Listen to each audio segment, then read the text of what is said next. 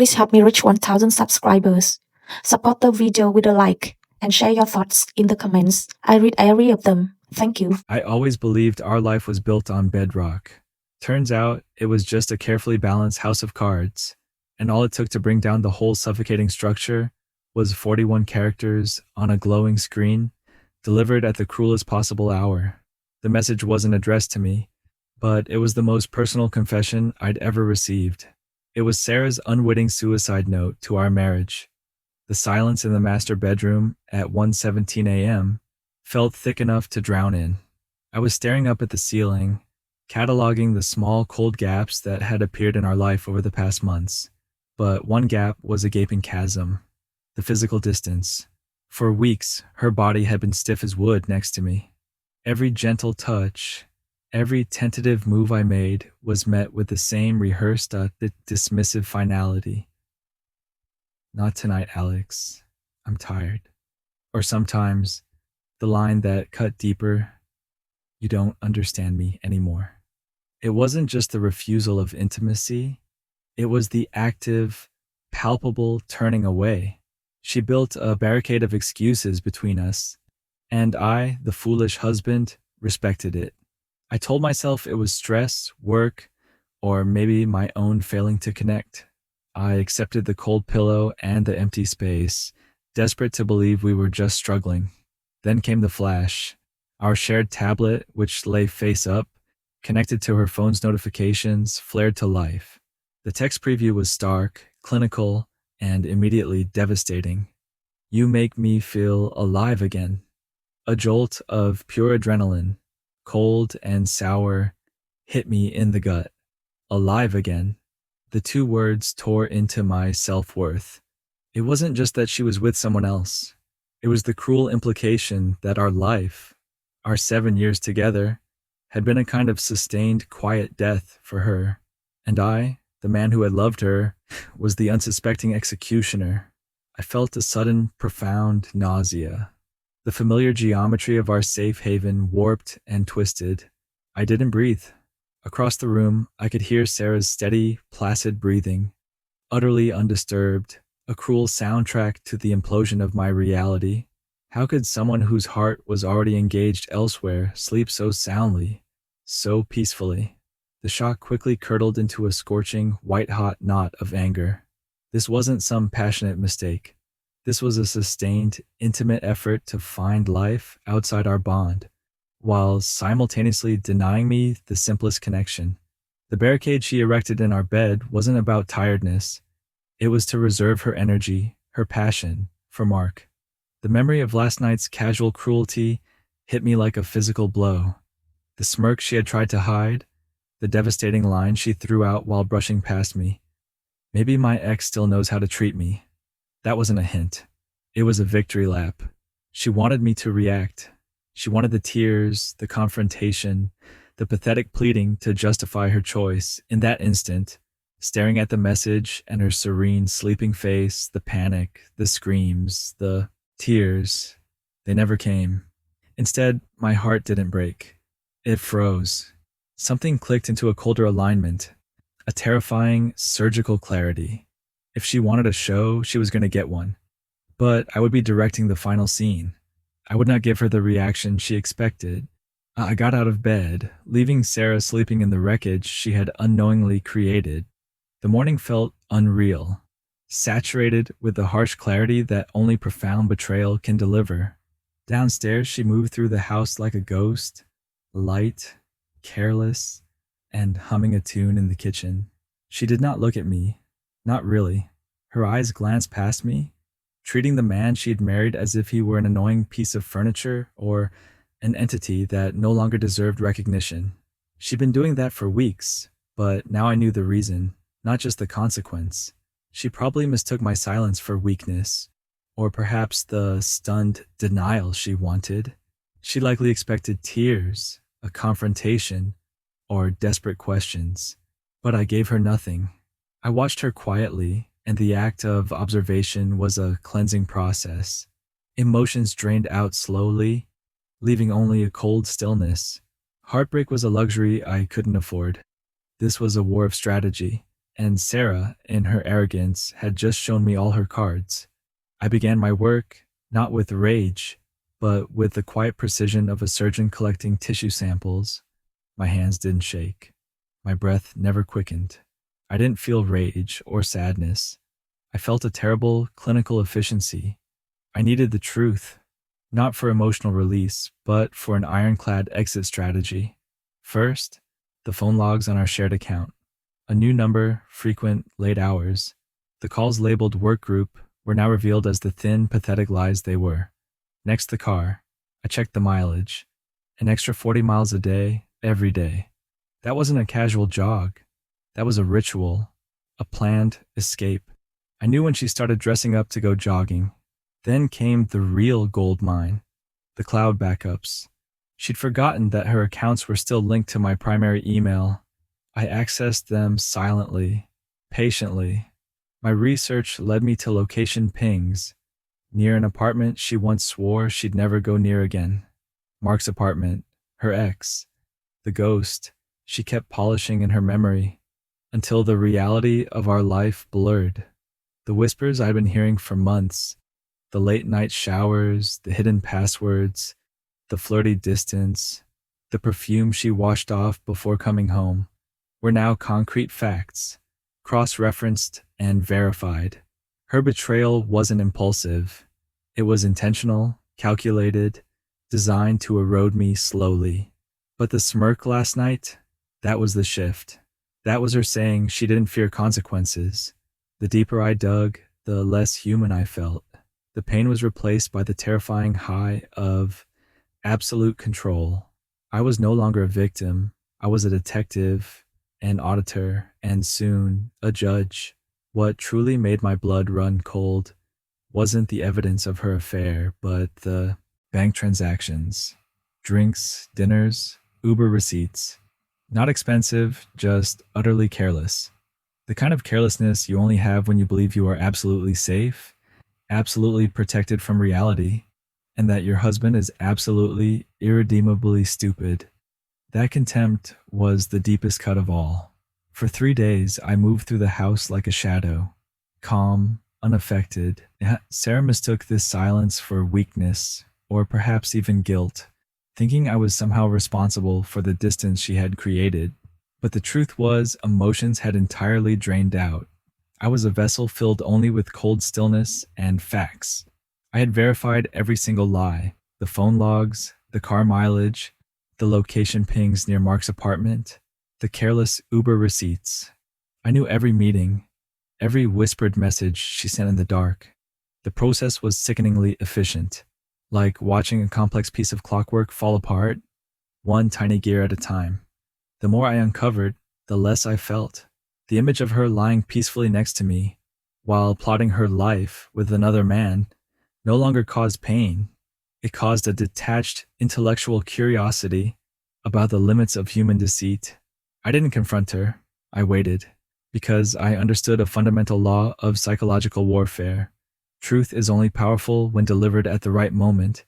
She wanted drama, tears, and a messy breakdown she could control. I was going to give her clarity, delivered with the precision of a guillotine. By the 5th day, I had everything, but a small vestigial part of me, the foolish part that still believed in fairy tales, clung to the hope that I might have misinterpreted the metadata, the receipts, the distance. I needed finality. It arrived on the 6th morning. An automatic cloud backup she'd forgotten to disable was processed overnight.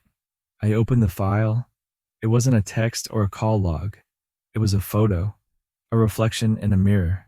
It wasn't explicit, no nudity, nothing screamed sex. It was far worse. It was intimate, casual, and devastatingly real. Her hand was resting casually on Mark's chest. His lips were pressed gently against her neck. It was a portrait of comfort and belonging that she had deliberately denied me for months. It was just enough to end everything. The image confirmed not just the affair, but the depth of her emotional investment in her escape. I didn't gasp. I didn't curse. I simply saved the image, transferred it to my phone, and walked toward the kitchen. Sarah was sitting at the breakfast bar, scrolling through her phone, probably coordinating her next jogging session. light, breezy, utterly unaware that the ground beneath her feet was about to dissolve.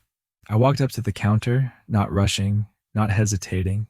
I placed my phone face up on the marble, the image, the final, irrefutable proof, staring directly at her. She glanced down, her careless smile instantly freezing on her face. Color drained from her face. Her lips parted, but no sound came out. She didn't reach for the phone. She just stared at her own reflection in that image, the reflection of her betrayal. I didn't speak, not at first. I just watched her unravel, breath by breath. I was not angry, I was detached, watching a performance I'd already predicted. The world outside the kitchen had stopped. This was my moment of clarity, her moment of reckoning. The look in her eyes was not remorse or sadness. It was pure, elemental fear. The fear of a strategist whose meticulously planned scheme had just been exposed and overturned by the very man she believed was too stupid to notice. That fear was my ultimate confirmation.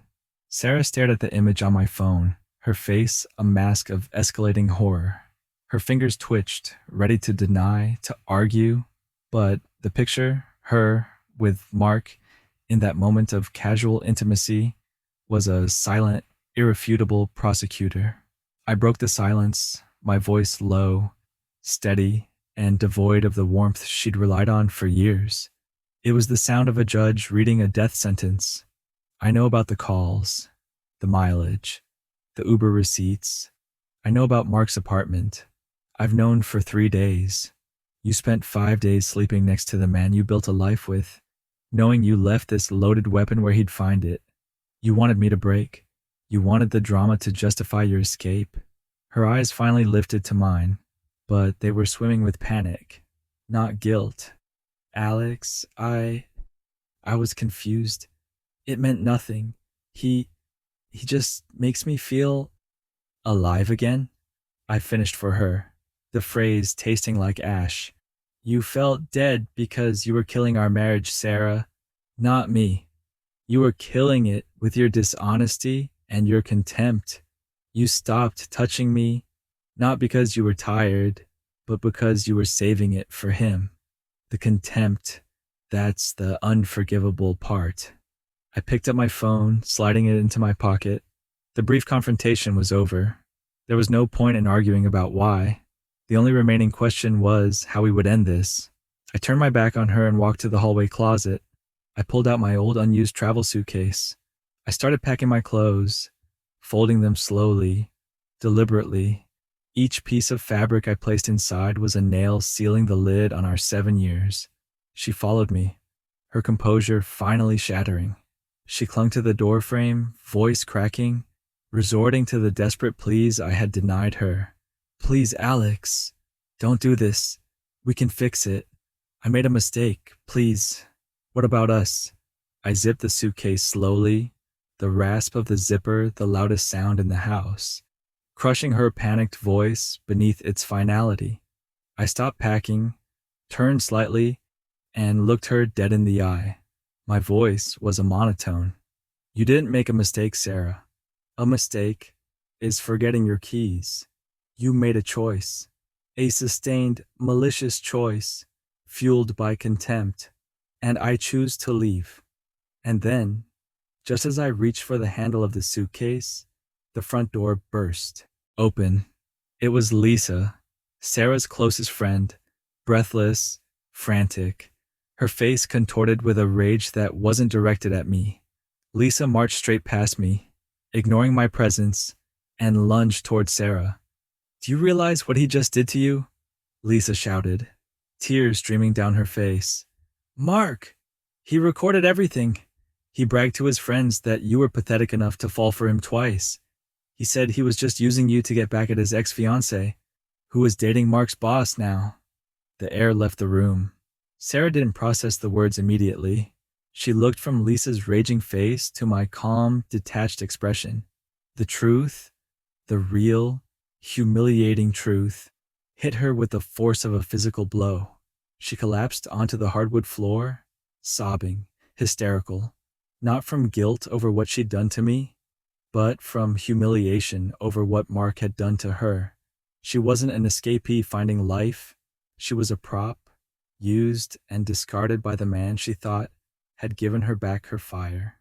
I stood there, strangely calm, watching her world crumble from two completely different directions. The room was fractured. Sarah was a weeping mess on the floor, her hysteria driven not by the death of our marriage, but by the devastating realization that she had been betrayed by her savior, Mark. The pain on her face was self-pity, the ultimate act of vanity. Lisa, her friend, was still screaming about Mark's callousness, focused entirely on the secondary betrayal. And I, Alex, stood in the eye of the storm, strangely dry-eyed and calm. Their chaos was loud and messy. My truth was quiet and surgical. Mark's revenge was driven by malice, a petty attempt to wound an ex-fiancé. My departure was driven by clarity, a necessary act of self-preservation. I looked at Sarah on the floor and realized she hadn't been searching for life again. She was simply searching for someone, anyone, to validate her right to abandon me. And she had been used. I took one last slow breath of the heavy, toxic air of that kitchen. Then I spoke, not to Sarah, but to the wreckage of the life we once shared. Mark used you to get back at someone else. That's revenge. It's pathetic. I adjusted the handle of my suitcase. What I'm doing now, this is just necessary. Sarah's sobbing paused. She looked up, her face a streaked mess of mascara and snot, searching for a hint of the old, forgiving Alex. I didn't offer it. You wanted to destroy me slowly, Sarah. You wanted to make me feel small and unworthy so you could walk away feeling justified. You wanted control. You wanted attention. You wanted me to beg. I shook my head, a slow, gentle movement that carried the weight of 7 years. I didn't beg. I didn't yell. I didn't even cry. I took a deliberate step back, putting distance between me and her humiliation. You didn't realize that in making me the fool, you forfeited your power over me. You taught me the difference between a broken heart and a betrayed mind. A broken heart heals. A betrayed mind learns. I turned and walked toward the front door. The air outside felt lighter, cleaner, as if leaving her had unclenched something painful inside my chest. As I reached the threshold, I heard her voice one last time, small and broken, stripped of all its former confidence and contempt. Alex, where are you going? I stopped, my hand on the doorknob, and gave her the only answer that mattered. I'm going to a place where I don't have to sleep next to my own undertaker. I stepped out, pulled the door shut quietly, and closed the final chapter. I placed my suitcase in the car and didn't look in the rearview mirror as I drove away. There was no regret, no longing, just absolute clarity. Some endings don't burn, they freeze. And this one left her standing alone in the cold, calculated landscape she created. I simply drove into the quiet night, finally, truly alive again.